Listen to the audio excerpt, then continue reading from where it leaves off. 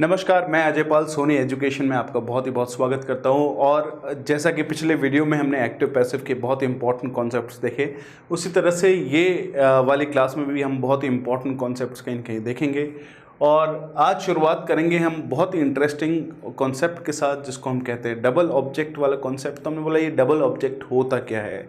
चलिए हम एक एग्जाम्पल देखते हैं और फिर उससे समझते हैं, और फिर और भी बहुत सारे एग्जाम्पल्स, और फिर एक्टिव से पैसिव में कन्वर्जन के एग्जाम्पल्स देखेंगे। तो चलिए स्टार्ट करते हैं। हमने बोला कि सुनिधि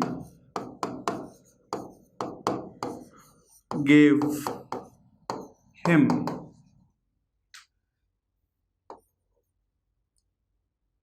a gift.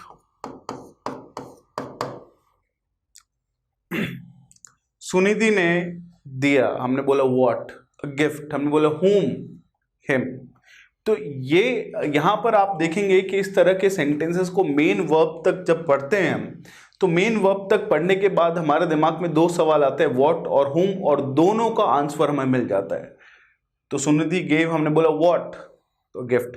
तो जो भी व्हाट का आंसर मिलेगा वो हमेशा और हमेशा आप कह सकते हैं इनएनिमेटेड होएगा, इनएनिमेटेड होएगा यानी निर्जीव होएगा, जिसको हम डायरेक्ट ऑब्जेक्ट बोलते हैं।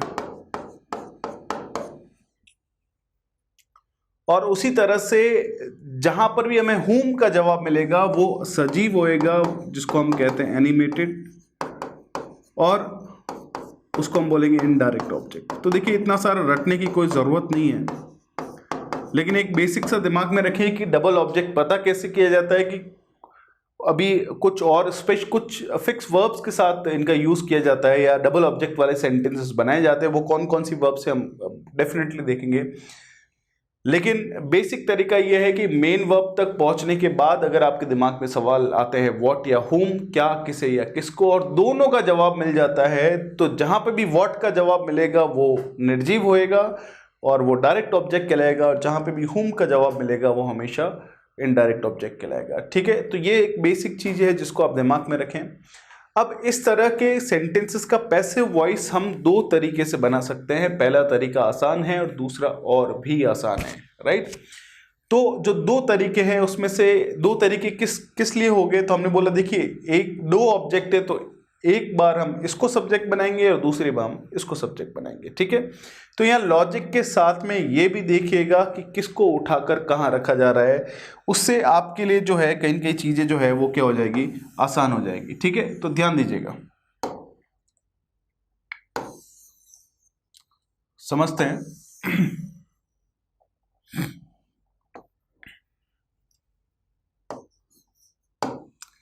अब हमारे पास क्या है कि हमारे पास जो है वो कहीं न कहीं दो ऑब्जेक्ट्स है। एक हो गया हमारे पास डायरेक्ट ऑब्जेक्ट, एक हो गया हमारे पास इनडायरेक्ट ऑब्जेक्ट। ध्यान दीजिएगा, ठीक है। पहला बेसिक कॉन्सेप्ट क्या है, सब्जेक्ट को ऑब्जेक्ट की जगह, लेकिन यहां पर ऑब्जेक्ट्स कितने हैं, दो। हमने क्या किया, पहले डायरेक्ट ऑब्जेक्ट यानी जो निर्जीव है उसको हमने सब्जेक्ट बनाया, तो ये आ गया क्या बन गया हमारे पास, अ गिफ्ट, और ये पीछे चला गया बाय सुनिधि। तो ये तो एक बेसिक कॉन्सेप्ट जो हमने पढ़ा है वो ही है। अब हमने देखा सिंपल पास्ट टेंस से, तो पैसिव वॉइस में क्या बनता है, वॉज या वर प्लस वर्ब की थर्ड फॉर्म। तो वॉज या वर में से क्या आ जाएगा, वॉज, और वर्ब की थर्ड फॉर्म क्या हो गई, गिवन। आप हमेशा याद रखिएगा जब भी इस तरह के सेंटेंसेस को आप पैसिव वॉइस में बदलते हैं, डायरेक्ट ऑब्जेक्ट को जब आप सब्जेक्ट बनाते हैं, उसके बाद में जैसी वर्ब की थर्ड फॉर्म आ जाती है तो टू लगाकर वैसा का वैसा इनडायरेक्ट ऑब्जेक्ट वापस लिख लीजिए। वापस ध्यान दीजिए, सब्जेक्ट को ऑब्जेक्ट की जगह, ऑब्जेक्ट को सब्जेक्ट की जगह, टेंस जो भी हमने चेंज किया उसके हिसाब से, हेल्पिंग वर्ब और वर्ब की थर्ड फॉर्म। जैसे ही आपने वर्ब की थर्ड फॉर्म लिखी आपको टू लगाना है और इनडायरेक्ट ऑब्जेक्ट वैसा का वैसा लिख लेना है। अब जो दूसरा, तो इसको बार बार अप्लाई करेंगे हम। इसका दूसरा तरीका जो है वो दूसरा तरीका हमारे पास है कि आप इसको सब्जेक्ट बना दीजिए। तो हिम का क्या बन गया, ही, ये पीछे चला गया तो क्या बन गया, भाई सुनी थी। अब वही सेम टेंस चेंज किया हमने, वॉज गिवन। जब आप इनडायरेक्ट ऑब्जेक्ट को सब्जेक्ट बनाएंगे, यानी इसको जब सब्जेक्ट बनाएंगे हेल्पिंग वर्ब के बाद, ऑब्वियसली पैसिव वॉइस में हमने पढ़ा है मेन वर्ब की थर्ड फॉर्म आती है। जैसी वर्ब की थर्ड फॉर्म आई, आप प्लीज और प्लीज डायरेक्ट ऑब्जेक्ट को ऐसा कैसा लिख लीजिए, यहां पर टू लगाने की जरूरत नहीं है। तो देखिए वापस से इसको यहाँ रखा, इसको यहाँ लेके आए, हेल्पिंग वर्ब के हिसाब से वर्ब की थर्ड फॉर्म, और जैसी वर्ब की थर्ड फॉर्म हमने डायरेक्ट ऑब्जेक्ट को लिख लिया। तो इस तरह के जो सेंटेंसेस है वो कहीं ना कहीं फॉर्म किए जाते हैं कुछ पर्टिकुलर वर्ब्स के साथ, और वो वर्ब्स हमारे पास कौन सी है, ध्यान दीजिए, वो है हमारे पास ये give, lend, offer, pass, post, promise, read, send, sell, show, tell, write. तो इन वर्ब्स के साथ डबल ऑब्जेक्ट वाले सेंटेंसेस फॉर्म किए जाते हैं, जिसके कुछ और एग्जांपल्स हम देखते हैं, ध्यान दीजिएगा। हमने बोला आई ऑफर्ड जय अ जॉब। तो हम ये नहीं बोल रहे इनके साथ हमेशा डबल ऑब्जेक्ट आएगा, लेकिन डबल ऑब्जेक्ट के सेंटेंसेस बनाए जा सकते हैं। हमने बोला आई ऑफर्ड, हमने बोला व्हाट, अ जॉब, हुम, जय, डबल ऑब्जेक्ट आ गया। अब देखिए वापस से आप ध्यान दीजिएगा किस तरह से हम इसको कर रहे हैं। डायरेक्ट ऑब्जेक्ट को सब्जेक्ट बनाया तो क्या बन गया, अ जॉब। इसको पीछे ले जाया तो क्या बन गया, बाई मी। अब सिंपल आई ऑफर्ड, माफ करिएगा, सिंपल पास्ट टेंस, या इसको टेंस चलो थोड़ा बदल के देखते हैं हम ना, उससे क्या है कि चीजें थोड़ी और इंटरेस्टिंग। हमने बोला कि आई हैव ऑफर्ड, जैसे एक सेंटेंस हमने जो है कहीं के बनाया।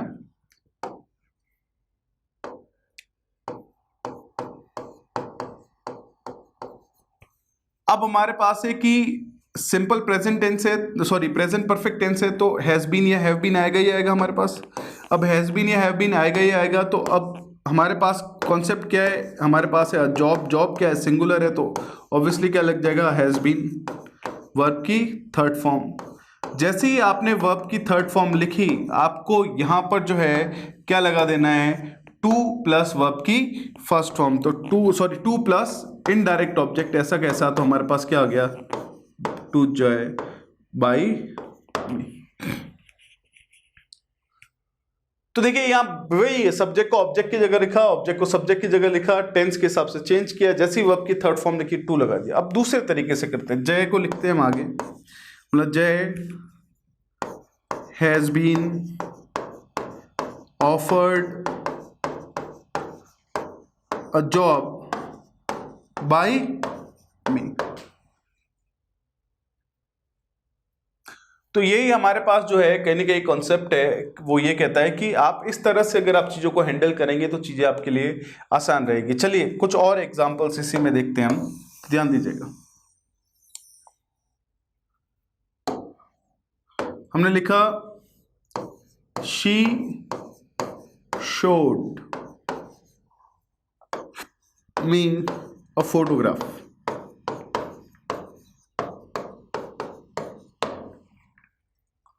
She showed me a photograph, तो यहां पर आप देख सकते हैं शी शोड, हमने बोला व्हाट, अ फोटोग्राफ, हुम, मी, डबल ऑब्जेक्ट है हमारे पास। अब इसका बहुत ही आराम से आप बना सकते हैं सब्जेक्ट ऑब्जेक्ट ऑब्जेक्ट, इसको आगे लेके आ गए तो क्या बन गया हमारे पास, a photograph by her. Simple past tense है तो वॉज या वर में से क्या आ गया, वॉज। आपने क्या लिख लिया, वर्ब की थर्ड फॉर्म। जैसे ही वर्ब की थर्ड फॉर्म लिखी, हमने क्या बात की थी, डायरेक्ट ऑब्जेक्ट सब्जेक्ट बनाएंगे, तो वर्ब की थर्ड फॉर्म जैसी लिखी आपने टू लगाया और इनडायरेक्ट ऑब्जेक्ट लिख लिया। तो देखिए लॉजिक के साथ ये समझना जरूरी है कि किसको उठाकर कहां रखा जा रहा है। जैसे एग्जांपल के तौर पे हमने इनडायरेक्ट ऑब्जेक्ट को आगे लाया, हमने बोला आई वॉज शोन। जैसी वर्ब की थर्ड फॉर्म लिखी, जब आप इनडायरेक्ट ऑब्जेक्ट को यहां लिखेंगे तो डायरेक्ट ऑब्जेक्ट जब यहां लिखते तो उससे पहले टू लगाने की जरूरत नहीं है, तो हमने बोला अ फोटोग्राफ बाई। तो देखिए बहुत ही सिंपल सा लॉजिक है, बहुत सिंपल सा कॉन्सेप्ट है। बस आपको जैसे और एग्जांपल देखते हैं, है ना, हमारे पास जैसे इन सारी वर्ब्स में एक और वर्ब आप ऐड कर सकते हैं, आस्क। जैसे हमने बोला कि he asked me a question, ठीक है, ही आस्क्ड, हमने बोला व्हाट, अ क्वेश्चन, हुम, मी। तो ऑब्वियसली हमारे पास क्या हो गया, डबल ऑब्जेक्ट हो गया। और जब डबल ऑब्जेक्ट हो गया तो आप इसको बहुत ही आसानी से कर सकते हैं। क्या कर सकते हैं कि हमने बोला कि डायरेक्ट ऑब्जेक्ट को यहां बना दिया, तो हमने बोला अ क्वेश्चन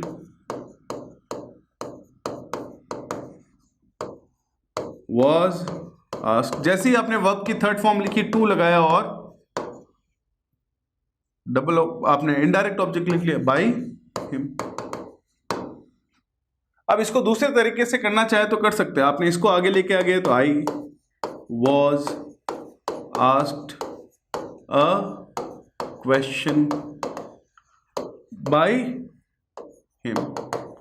तो देखिए कहने का मतलब हमारे पास यही है कि जो पिछले वीडियो में हमने बेस पढ़ा था वो अगर स्ट्रांग हमारे पास आता है तो ये बहुत ही आसान बन जाता है हमारे पास। तो ये एक पहला सेगमेंट था डबल ऑब्जेक्ट का। एक और सेगमेंट हमारे पास आएगा जिसमें ये जो वर्ब्स हमारे पास है give, lend, offer, pass, post, promise, read, send, sell, show, tell, write, ask, ये कुछ ऐसी वर्ब्स है जिनसे डबल ऑब्जेक्ट के सेंटेंसेस फॉर्म किए जाते हैं, जिनको दो तरीके से आप पैसिव वॉइस में चेंज कर सकते हैं।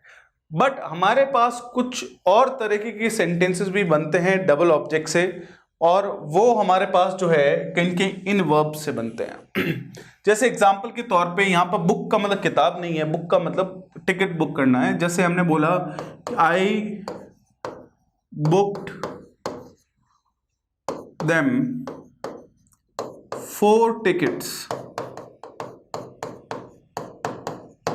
कि मैंने उनके लिए 4 टिकट्स बुक किए थे। तो मैंने बुक किए थे, हमने बोला व्हाट 4 टिकट्स, किसके लिए, फॉर हुम, तो हमने बोला देम। तो इस तरह के सेंटेंसेस का जब आप पैसिव वॉइस बनाते हैं तो सिर्फ आप एक ही तरीके से बना सकते हैं, और वो भी सिर्फ डायरेक्ट ऑब्जेक्ट के साथ ही बनाया जा सकता है, इनडायरेक्ट ऑब्जेक्ट के साथ नहीं बनाया जा सकता। अगर बनाएंगे तो उसका ग्रामेटिकली इनकरेक्ट हो जाएगा। अब इसका बनाने का तरीका थोड़ा सा डिफरेंट होगा, बहुत ही हल्का सा डिफरेंस आएगा, ध्यान दीजिएगा। सब्जेक्ट ऑब्जेक्ट इसको आगे लिया तो हमारे पास क्या आ गया 4 टिकट्स। सिंपल पास्ट इसको पीछे ले जाए तो क्या आ गया bye me.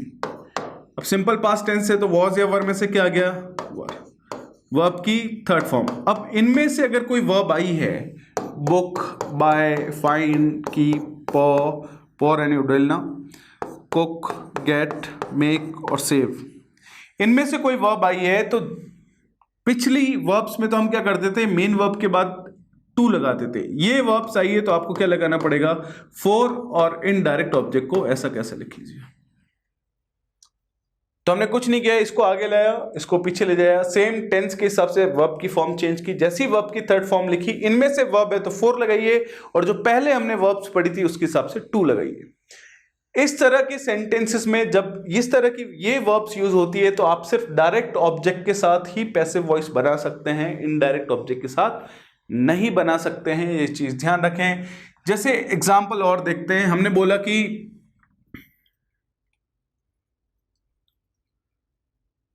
She cooked us some food.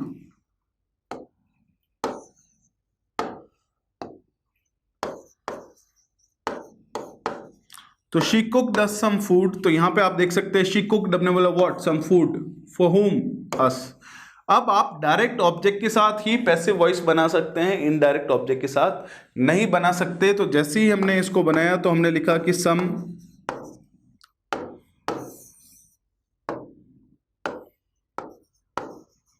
Food, object को सब्जेक्ट बना दिया, इसको पीछे ले जाया तो क्या हो गया बाय हर। अब सिंपल पास्ट टेंस है तो वॉज लगा दिया, वर्ब की थर्ड फॉर्म। जैसे ही आपने वर्ब की थर्ड फॉर्म लगाई आपको क्या लगाना पड़ेगा 4, और फिर क्या लगाना पड़ेगा इनडायरेक्ट ऑब्जेक्ट। तो ये हमारे पास कुछ एडवांस लेवल के क्वेश्चंस इस पे बनते हैं डबल ऑब्जेक्ट पे, जो बहुत ही आसान है। प्रैक्टिस की नो डाउट जरूरत है, लेकिन ध्यान रखें ये ट्रिक कि इनमें से कोई वर्ब आई है, डबल ऑब्जेक्ट है, तो आप सिर्फ डायरेक्ट ऑब्जेक्ट के साथ पैसिव वॉइस बनाइए, इनडायरेक्ट ऑब्जेक्ट के साथ मत बनाइए। और जैसे ही आपने वर्ब की थर्ड फॉर्म लिखी तो उस सेंटेंस में पैसिव स्ट्रक्चर में आप 4 लगाकर इनडायरेक्ट ऑब्जेक्ट लिख लीजिए। सिंपल है, all it needs is practice. Please practice से पीछे मत हटिएगा। उसी तरह से अगर हम जब वर्ब पे बेस्ड क्वेश्चंस की बात करते हैं तो हमारे पास अलग अलग तरह के और भी क्वेश्चंस बनते हैं, या कुछ पर्टिकुलर वर्ब्स की अगर हम बात करें जिनको हम कॉजेटिव वर्ब्स कहते हैं, जैसे मेक, हेल्प, बिड और लेट। देखिए बिड एक मेक का मतलब आपको क्लियर है, इनको कॉजेटिव वर्ब्स बोलते हैं। क्यों बोलते हैं, we are going to talk about it.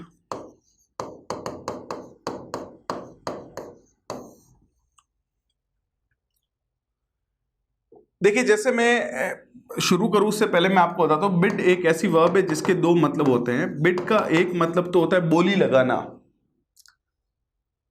बोली जो जैसे ऑक्शन जो नीलामी होती है उसमें बोली लगाते हैं, तो उस कंडीशन में इसकी सेकंड और थर्ड फॉर्म होती है बिड। लेकिन बिड का मतलब कहना भी होता है या आदेश देना भी होता है, और जब बिड का मतलब कहना या आदेश देना होता है उस समय बिड की जो सेकंड और थर्ड फॉर्म होती है, सेकंड फॉर्म होती है बिड और थर्ड फॉर्म होती है बिडन। तो यहां पर हम इस कॉन्टेक्स्ट की बात कर रहे हैं, बोली लगाने के कॉन्सेप्ट की बात यहां नहीं कर रहे हैं।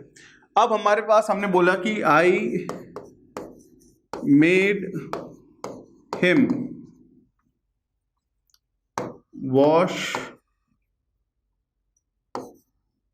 All the clothes. देखिए सेंटेंस पे ध्यान दीजिएगा, हमने बोला कि I made him wash all the clothes, तो यहाँ पे सेंटेंस के अंदर आप देखेंगे इसका मीनिंग निकल के आ रहा है कि मैंने उससे सारे कपड़े धुलवाए। तो यहाँ पे वॉश करने का जो एक्शन है, धोने का एक्शन जो है वो किसने किया, हिम ने। लेकिन इस इंसान ने ये एक्शन किया, उसके पीछे कॉज यानी रीजन कौन है, आई। और उसको बताने के लिए हमने कौन सी वर्ब की मदद ली है, मेक। मेक की जैसे सेकंड फॉर्म आ गई है हमारे पास। जैसे एग्जाम्पल के तौर पे हमने देखा कि we help them crack the exam. तो we help them crack the exam यानी हम एग्जाम क्रैक करने में उनकी मदद करते हैं। तो एग्जाम क्रैक कौन करता है, देम। लेकिन ये इंसान ये एक्शन कर रहा है, उसके पीछे रीजन यानी कॉज कौन है, वी। उस कॉज को बताने के लिए हेल्प हमने किसकी मदद ली है, कौन सी वर्ब की, हेल्प की। तो इसलिए इसको हम कॉजेटिव वर्ब कहते हैं। जैसे एग्जांपल के तौर पे हमने बोला कि she bed me leave the room, यानी उसने मुझे रूम छोड़ने के लिए कहा। तो हमारे पास सवाल आता है कि रूम छोड़ा किसने, मी ने। लेकिन उसके पीछे रीजन कौन है, शी। तो उसको बताने के लिए हेल्प किसने की है, बेड ने। तो इसलिए ये वर्ब्स, अभी लेट का एग्जांपल भी देखेंगे, इसलिए इन वर्ब्स को हम कॉजेटिव वर्ब्स कहते हैं। और इनका जब एक्टिव से पैसिव बनाते हैं तो कुछ स्पेसिफिक रूल्स को फॉलो करना जरूरी है। जो बेसिक रूल्स है वो सेम है। बेसिक रूल क्या है, सब्जेक्ट है, ऑब्जेक्ट है, इसको आगे लेके आए। सिंपल पास्ट टेंस है तो क्या लगा दिया हमने, वॉज। इसको पीछे ले जा दिया तो हमने क्या लिख लिया, बाई मी। अब इंटरेस्टिंग चीज देखिए, ध्यान दीजिएगा, इसको आगे लाए सिंपल पास्ट टेंस के हिसाब से वॉज या वर्ब प्लस वर्ब की थर्ड फॉर्म। जैसे ही आपने वर्ब की थर्ड फॉर्म लिखी, आपको क्या लगा देना है, टू, और बाकी बचा हुआ ऐसा कैसे लिखना है।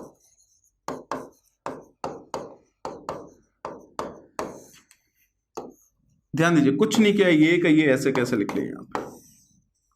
तो यार लॉजिक के साथ ये देखिए किसको उठाकर कहां रखा जा रहा है, सब्जेक्ट को ऑब्जेक्ट बनाया, ऑब्जेक्ट को सब्जेक्ट बनाया, है ना। और इस तरह से हमने इसका पैसिव स्ट्रक्चर बनाया। जैसे ध्यान दीजिएगा, वापस हम अप्लाई करते हैं, ठीक है। हमारे पास है sentence, we help them crack the exam. तो देखिए सब्जेक्ट है, ऑब्जेक्ट है, इसको आगे लेके आ गए तो क्या बन गया, दे। इसको पीछे ले जाया तो क्या बन गया, बाई अस। अब ध्यान दीजिएगा, सिंपल प्रेजेंट टेंस है, सब्जेक्ट के बाद वर्ब की फर्स्ट फॉर्म, तो is am are plus verb की थर्ड फॉर्म, तो आर प्लस वर्ब की थर्ड फॉर्म। आपने जैसे ही वर्ब की थर्ड फॉर्म लिखी, हमें क्या करना है, टू लगाना है। फिर जो बचा हुआ है उसको ऐसा कैसा लिख लीजिए, कुछ भी नहीं किया, क्रैक द एग्जाम। तो वापस ध्यान से देखेंगे, इसको पीछे ले जाया, इसको आगे लेके आए। सिंपल प्रेजेंट टेंस था तो is am are plus verb की थर्ड फॉर्म, टू लगा दिया, सेम का सेम। तो लॉजिक के साथ अगर आप ये देखेंगे किसको उठाकर कहां रखा जा रहा है, तो चीजें आपके लिए क्या बनेगी, बहुत आसान रहेगी। चलिए आगे देखते हैं हमारे पास। जैसे हमने बोला she bed me leave the room, तो देखिए सब्जेक्ट है, ऑब्जेक्ट है, इसको आगे लेके आ गए तो क्या बन गया, आई। इसको पीछे ले जाए तो क्या बन गया, बाई हर। अब हमारे पास है कि सिंपल पास्ट टेंस है तो वॉज या वर, तो वॉज लिखा, वर्ब की थर्ड फॉर्म। जैसे ही आपने वर्ब की थर्ड फॉर्म लिखी, हमने क्या सीखा है, क्या लगाना है, टू, टू लगाती, बाकी बचा हुआ ऐसा कैसे लिख लीजिए, लीव द रूम। तो ये लेट को छोड़ के बाकी के बारे में हमने बात की कि मेक, हेल्प या बिड का यूज अगर किसी भी सेंटेंस में हुआ, ये एरर के क्वेश्चंस में बनता है, लेकिन डायरेक्ट हमारे पास एक्टिव पैसिव पे हम अगर देखें, कंसंट्रेट करें, तो हमारे पास दिमाग में ये चीज आनी चाहिए हमेशा कि देखिए, ध्यान रखें कि मेक, हेल्प या बिड का यूज कोई भी सेंटेंस में हुआ है, उसी सेंटेंस में एक और वर्ब आई है, तो आप ये देखिए कि वो सेंटेंस एक्टिव वॉइस का है या पैसिव वॉइस का, वो सेंटेंस एक्टिव वॉइस का है या पैसिव वॉइस का। अगर वो सेंटेंस एक्टिव वॉइस का है तो मेड या मेड की कोई भी form, make, made, made, making के बाद में आने वाली दूसरी वर्ब हमेशा वर्ब की फर्स्ट फॉर्म होगी। लेकिन अगर वो सेंटेंस पैसिव वॉइस का है तो उस सेंटेंस में आने वाली दूसरी वर्ब हमेशा टू प्लस वर्ब की फर्स्ट फॉर्म होगी। ये चीज ध्यान रखें। उसी तरह से अगर आप बात करें यहाँ पर, तो यहाँ पर हमारे पास हेल्प का यूज हुआ है, तो देखिए एक्टिव वॉइस है, पैसिव वॉइस है। एक्टिव वॉइस है तो दूसरी वर्ब की फर्स्ट फॉर्म, और पैसिव वॉइस है तो दूसरी वर्ब टू प्लस वर्ब की फर्स्ट फॉर्म। सेम कॉन्सेप्ट आप यहाँ पर देख सकते हैं, बिड का, बेड या बिडन कोई भी वर्ब का यूज हुआ है, एक्टिव वॉइस का है तो दूसरी वर्ब की फर्स्ट फॉर्म, और पैसिव वॉइस का है तो दूसरी वर्ब टू प्लस वर्ब की फर्स्ट फॉर्म। तो ये कॉन्सेप्ट हमारे पास था किससे रिलेटेड, कॉजेटिव वर्ब से रिलेटेड, जिसमें एक चीज बची है वो है हमारे पास क्या, हाँ वो है हमारे पास लेट का यूज। तो देखते हैं हमारे पास लेट के यूज में और क्या है, ध्यान दीजिएगा, है ना।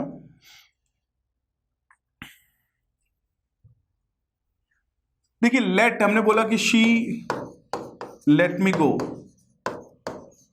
कौन सा टेंस है बताइए। तो देखिए लेट एक ऐसी वर्ब है जिसकी तीनों फॉर्म्स क्या होती है, सेम होती है। अब अगर ये सिंपल प्रेजेंट टेंस होता तो एस लगता, लेकिन एस नहीं लगा हुआ, मतलब कि वर्ब की सेकंड फॉर्म है, सिंपल पास्ट टेंस है। सिंपल पास्ट टेंस से चलिए सब्जेक्ट आ गया, ऑब्जेक्ट आ गया, इसको आगे लेके आ गए तो आई हो गया, इसको पीछे ले जाया तो बाई हर हो गया। सिंपल पास्ट टेंस से तो वॉज या वर्स में से वॉज और वर्ब की, जैसे ही आपने जो है आप देखें कि ये वाला पोर्शन लिखा, तो इंटरेस्टिंग चीज क्या है, I was let go bye हर। तो इंटरेस्टिंग चीज क्या है कि लेट का यूज अगर कोई भी सेंटेंस में हुआ है, तो चाहे वो एक्टिव वॉइस का है चाहे वो पैसिव वॉइस का है, जो आने वाली दूसरी वर्ब है उससे पहले आप टू का यूज नहीं कर सकते, वो हमेशा वर्ब की फर्स्ट फॉर्म ही रहेगी। ये चीज लेट के केस में हमारे पास थोड़ी डिफरेंट थी, इसलिए हमने अलग से इसका एग्जाम्पल किया है। तो वही है, देखिए बेसिक फॉर्मेट सेम ही है, सब ऑब्जेक्ट को सब्जेक्ट बनाया, सब्जेक्ट को ऑब्जेक्ट बनाया, लेकिन बस एक चीज ध्यान रखा कि लेट की तीनों फॉर्म्स लेट होती है, और उसके बाद में आने वाली वर्ब हमेशा वर्ब की फर्स्ट फॉर्म होगी, टू का यूज नहीं होएगा, राइट। तो ये कॉन्सेप्ट था हमारे पास कुछ वर्ब से रिलेटेड। अब हम जाते हैं नेक्स्ट लेवल पे, एक और तरह के सेंटेंस स्ट्रक्चर की बात करते हैं, और वो सेंटेंस स्ट्रक्चर जब हमारे सामने आता है तो हम देखते हैं कि हमारे पास क्या है। ध्यान दीजिएगा, यहां पे हम बात कर रहे हैं एक पर्टिकुलर तरह के सेंटेंस स्ट्रक्चर की, और वो पर्टिकुलर तरह का सेंटेंस स्ट्रक्चर किस तरह से फॉर्म होता है, ध्यान दीजिएगा।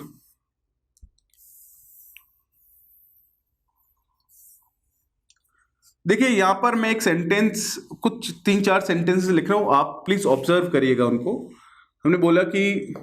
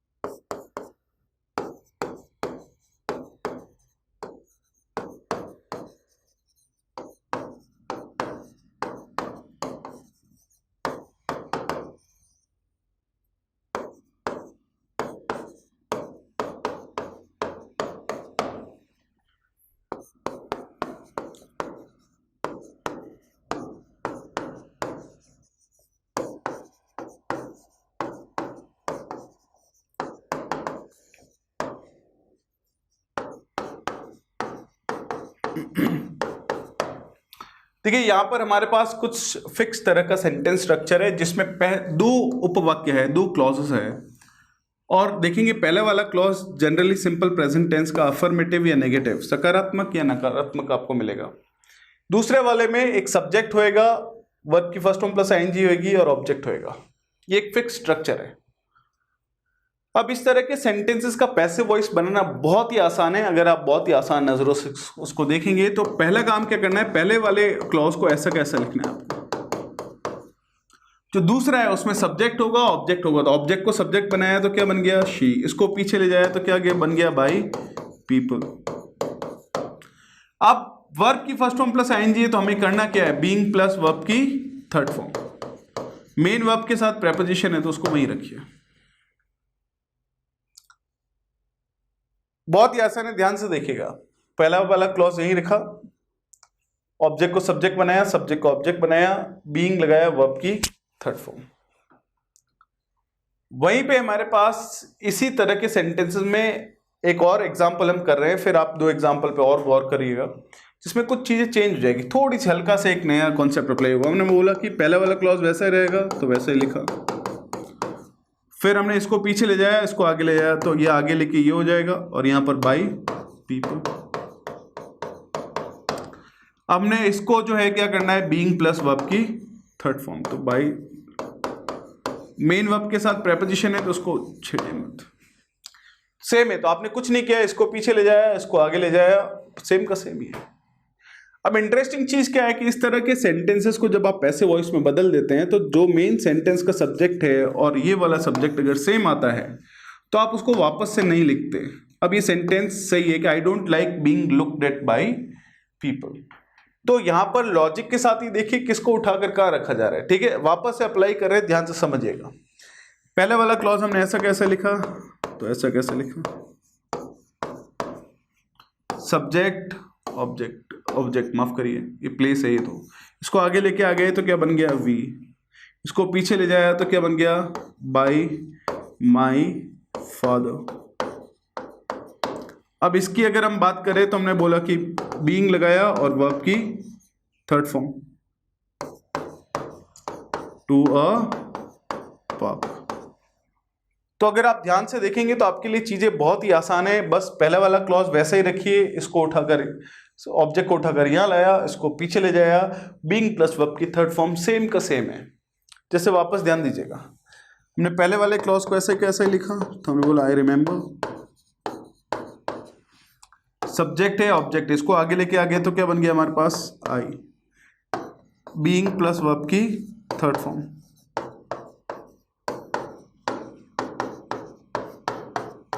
Bye my father.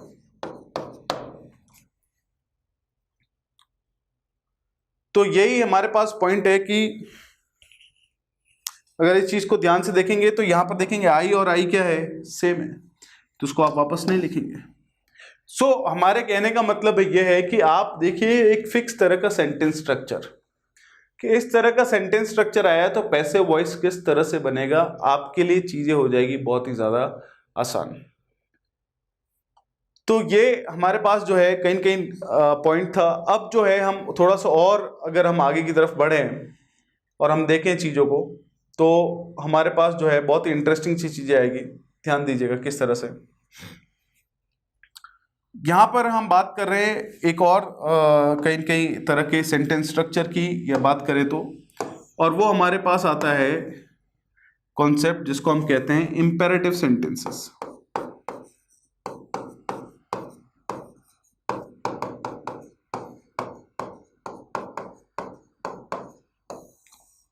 तो देखिए हमारे पास सवाल आता है कि इंपेरेटिव सेंटेंस होता क्या है। तो हमने बोला कि देखिए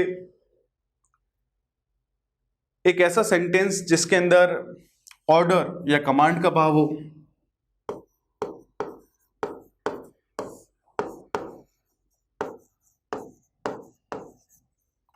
रिक्वेस्ट का भाव हो,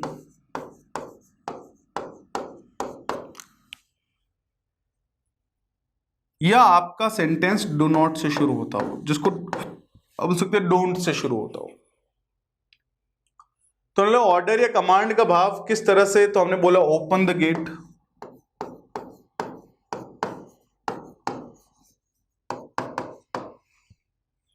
इस तरह के वाक्यों की विशेषता होती है कि वो वर्ब की फर्स्ट फॉर्म के साथ शुरू होते हैं। इनको इंपेरेटिव सेंटेंस कहते हैं, जिसके अंदर ऑर्डर या कमांड या रिक्वेस्ट या सजेशन का भाव होता है।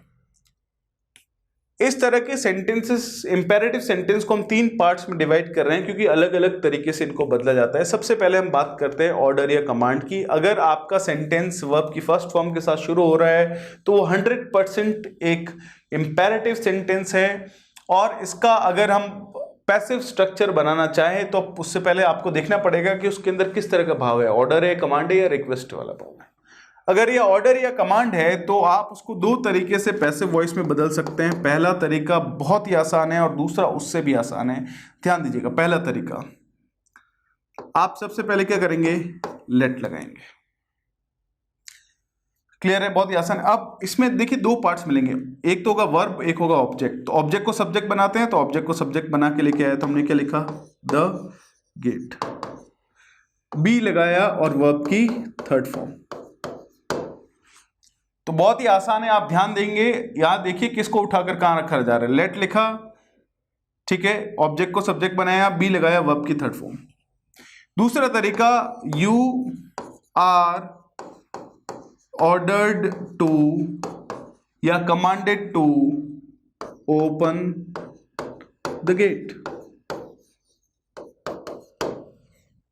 कुछ नहीं किया, you are ordered to लिख लिया आपने।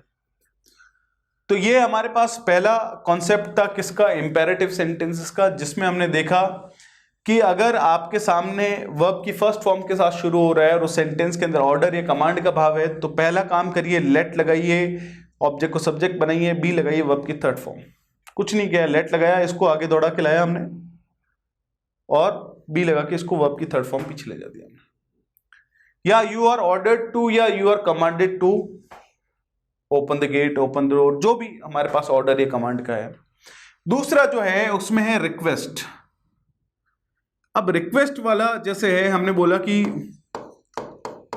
या सजेशन हो सकती है, तो हमने बोला लव योर कंट्री, एक सेंटेंस हो गया। ओबे योर एल्डर्स। अब इसका पैसिव वॉइस बनाना है तो बहुत ही आसान है, बहुत ही सिंपल है। आप जो है 2 तरीके से बना सकते हैं। पहला तरीका आसान है और दूसरा और भी आसान है। पहला तरीका, ऑब्जेक्ट को सब्जेक्ट बनाइए, शुड भी लगाइए और वर्ब की थर्ड फॉर्म। तो हमने क्या किया, ऑब्जेक्ट को सब्जेक्ट बनाया, शुड भी लगाया, वर्ब की थर्ड फॉर्म। दूसरा तरीका, यू आर सजेस्टेड टू या रिक्वेस्टेड टू, जो भी है, लव योर कंट्री। तो देखिए बहुत ही आसान है। तो वही हमारे पास पॉइंट है कि अगर आपका जो सेंटेंस है वो सेंटेंस अगर एक इंपेरेटिव सेंटेंस है तो आप वो वर्ब की फर्स्ट फॉर्म के साथ शुरू होगा और हमेशा शुरू होगा। ये उसका पता करने का तरीका है। फिर आप देखिए उसमें ऑर्डर है, कमांड है या रिक्वेस्ट है। कुछ सेंटेंसेस ऐसे भी होते हैं, जैसे ओपन द गेट को मैंने लिख लिया, देखिए ओपन द गेट को मैंने लिख लिया, please open the gate.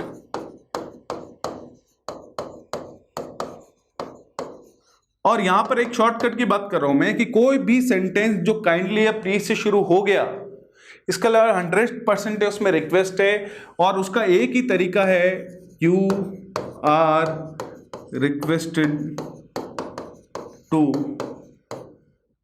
Open the gate. तो ये ध्यान रखें, पहला अगर ऑर्डर या कमांड है तो लेट लगा के करे, या your order to, your commanded to लिखे। रिक्वेस्ट का भाव है तो यू आर रिक्वेस्टेड टू, या फिर ऑब्जेक्ट को सब्जेक्ट बना के शुड भी लगा दीजिए। और प्लीज या काइंडली से शुरू होता है तो 101% यू आर रिक्वेस्टेड टू आएगा, दैट्स इट। भले आगे जैसे यहां ओपन द गेट लिखा हुआ था, गेट खोलो, तो ये ऑर्डर भी हो सकता है, लेकिन जैसे आपने प्लीज ओपन द गेट लिख लिया, इसका 100% है कि ये रिक्वेस्ट ही है, क्योंकि प्लीज जो ऐसा वर्ड है जिसने ऐसा शो कर लिया है। फिर हमारे पास आता है डू नॉट वाला कॉन्सेप्ट, कि अगर आपका सेंटेंस जो है वो कहीं कहीं डू नॉट से अगर आपका वाक्य शुरू होता है तो उस कंडीशन में हम क्या करते हैं, ध्यान दीजिएगा। हमने बोला कि do not defend a thief.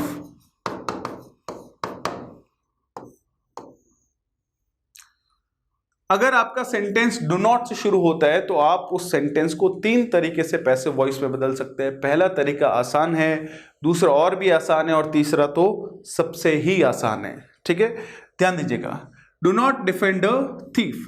तो अब हमारे पास पहला तरीका जो है वो एक छोटा सा तरीका है, वो आपके पास ये है कि आपको क्या करना है, डू की जगह क्या लिखना है, लेट। ध्यान दीजिएगा, ठीक है, बहुत ही आसान है, नॉट की जगह नॉट। अब इसमें क्या होगा कि वर्ब के बाद ऑब्जेक्ट मिलेगा, तो इसको आगे लेके आ गए तो अ थीफ, बी लगाया और वर्ब की थर्ड फॉर्म। तो ध्यान दीजिए, कुछ नहीं किया है, डू की जगह लेट लिखा, नॉट की जगह नॉट, इसको आगे लाया, बी लगाया, वर्ब की थर्ड फॉर्म। दूसरा तरीका, तो यहां लॉजिक के साथ ये देखना कि इसको उठा करके लेट की जगह लेट रहने दीजिए। इसी का दूसरा तरीका बताता हूं, a thief not be defended. तो ध्यान से देखेंगे तो कुछ नहीं किया हमने, नॉट को उठा के बी से पहले लिख लिया। और तीसरा जो तरीका है वो बहुत ही आसान है कि you are forbidden to defend a thief. हमारे पास वर्ड है फॉरबिड, फॉरबिड जिसकी सेकंड फॉर्म है फॉरबिड, मनाही, निषेध जिसको हम कहते हैं, जिसकी थर्ड फॉर्म है फॉरबिडन। और हमेशा याद रखिए, कोई भी सेंटेंस में फॉरबिड, फॉरबिड या फॉरबिडन आ गया तो उस सेंटेंस में नो, नॉट, नेवर नहीं आ सकता, क्योंकि ये अपने आप में क्या है, एक नेगेटिव वर्ड है। आप ध्यान रखें इस चीज का। तो तीनों तरीके बहुत ही आसान है, बहुत ही सिंपल है। चलिए एक और एग्जाम्पल करके देखते हैं। हमने बोला कि do not read a bad novel. तो हमने क्या किया, डू की जगह क्या लिख लिया, लेट, नॉट की जगह क्या लिख लिया, नॉट, वर्ब है, ऑब्जेक्ट है, इसको आगे लेके आए तो हमने बोला अ बैड नॉवल, बी लगाया, वर्ब की third form, read, red, red, spelling same है। तो यही हमारे पास एक इंटरेस्टिंग सा कॉन्सेप्ट है जिसको दिमाग में रखना जरूरी है। उसी तरह से जैसे एग्जाम्पल के तौर पे अगर हम देखेंगे यहां पर, तो उसको दूसरा तरीका है कि लेट को यही रहने दीजिए, नॉट लगाइए बी से पहले और सेम का सेम। और तीसरा जो सबसे आसान है वो तो ऑब्वियसली आप बहुत ही आराम से कर सकते हैं, you are forbidden to read a bad novel. तो ये हमारे पास जो है कहीं ना कहीं एक सिंपल सा और बहुत ही इंपॉर्टेंट सा कॉन्सेप्ट है जिसको आप दिमाग में रखें, जरूरी है जिसको समझना। तो ये हमारे पास जो है कहीं ना कहीं इंपेरेटिव सेंटेंसेस का एक कॉन्सेप्ट था जिसको हमने सीखा।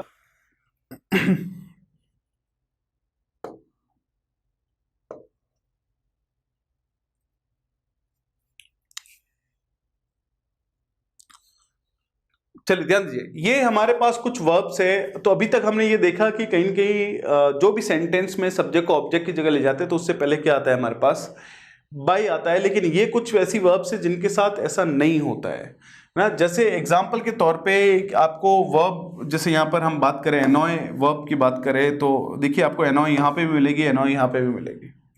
एक के कॉन्टेक्स्ट में विद है, एक के कॉन्टेक्स्ट में एट है। तो अगर कोई भी सेंटेंस में annoy, throng, cover, ornamented, pleased या फिल्ड जैसी वर्ब्स आई है तो जब भी आप सब्जेक्ट को ऑब्जेक्ट की जगह रखेंगे तो उससे पहले बाय नहीं लगाएंगे और क्या लगाएंगे, विद। कैसे, अभी हम एग्जांपल्स में देखेंगे। उसी तरह से अगर कोई भी सेंटेंस जो है उसके अंदर अगर आपको जो है कहीं कहीं इंटरेस्टेड, एनगल्फ्ड, एम्बॉडीड या इंक्लूडेड या कंटेंट जैसी वर्ब्स मिलती है तो ऑब्वियसली आप इन का प्रयोग करेंगे, बाई का प्रयोग नहीं करेंगे। नोन या ऑब्लाइज जैसे मिलती है तो टू का प्रयोग करेंगे।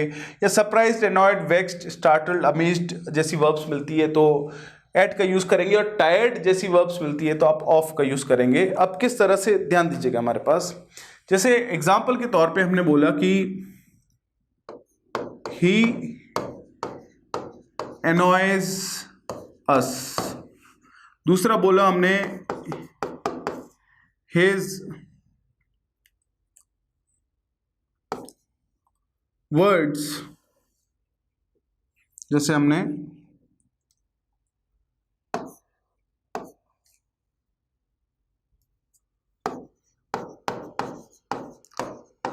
annoy us। तो यहां पर हमारे पास इंटरेस्टिंग चीज क्या है कि एक्टिव वॉइस में कोई प्रेपोजिशन नहीं लग रहा है, पैसिव वॉइस में या तो विद लगेगा या एट लगेगा।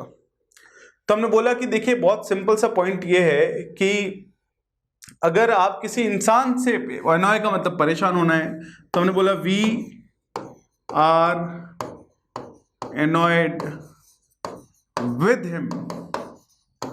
तो ये सिंपल सा लॉजिक है कि अगर आप किसी इंसान से परेशान हैं तो क्या लगाएंगे, विद। फिर हमने बोला कि we are annoyed at his words. तो अगर आप किसी इंसान से परेशान है तो विद आएगा, और किसी चीज से परेशान है तो क्या आएगा, एट, क्योंकि हम उससे नहीं उसके शब्दों से परेशान है। शब्द नॉन ह्यूमन बीइंग है, तो ये एनॉय के साथ विद भी आ सकता है, लेकिन यह ध्यान रखिए कि बाय नहीं आ सकता। बाय लिखा तो पूरी तरह से क्या हो जाएगा, गलत हो जाएगा। जैसे उसी तरह से अगर हम बात करें इसकी, तो जैसे हमने एग्जाम्पल के तौर पे हमने बोला कि विशाल नोज यू। अब देखिए नो आ गया, तो हमने बोला कि यू आर नोन बाय विशाल। तो देखिए अभी तक क्या करते आए थे हम कि सब्जेक्ट को ऑब्जेक्ट की जगह लिखा तो उससे पहले बाय लगाते थे, लेकिन अब नो वर्ब आई तो बाय नहीं लगा सकते, क्या लिखाना पड़ेगा, टू। तो ये कुछ फिक्स्ड कॉन्सेप्ट्स है। जैसे एग्जांपल के तौर पे हमने बोला कि दिस जॉब इंटरेस्ट्स मी, तो इसका पैसिव वॉइस से सब्जेक्ट ऑब्जेक्ट की जगह आएगा, ऑब्जेक्ट सब्जेक्ट की जगह जाएगा, है ना। सिंपल प्रेजेंट टेंस है तो is am are plus verb की थर्ड फॉर्म। तो अभी तक जो है हम क्या कर रहे थे, अभी तक हम ये कर रहे थे कि इससे पहले बाई लगाते थे, लेकिन अब इंटरेस्ट आ गया तो आपको क्या लगाना पड़ेगा, इन। तो यही हमारे पास कॉन्सेप्ट है कि इन वर्ब्स को आप जो है कहीं के दिमाग में रखें, ये बहुत ही इंपॉर्टेंट वर्ब्स है हमारे पास, और इनमें जो है कहीं की हमें ये चीज क्लियर रखनी पड़ेगी। आपको अगर सिर्फ दिमाग में इतना है कि हाँ कुछ वर्ब्स के साथ विद आता है, किसके साथ इन आता है, किसी के साथ एट आता है, किसी के साथ टू आता है, लेकिन अगर आपको वर्ब्स दिमाग में नहीं है जो सिर्फ और सिर्फ प्रैक्टिस के थ्रू ही आएगी, तो ये भी एक बहुत ही इंपॉर्टेंट सेक्शन है इस एक्टिव पैसिव का।